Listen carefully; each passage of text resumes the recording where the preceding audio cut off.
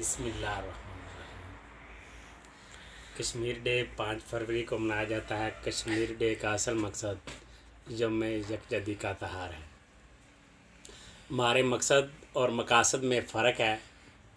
हमारा मकसद तमाम पाकिस्तानियों को एक है कि हमने कश्मीर को आज़ाद कराना है। हमारे मुतालबात ये हैं कि हम इंडिया से अपने हकूक़ लेना चाहते हैं।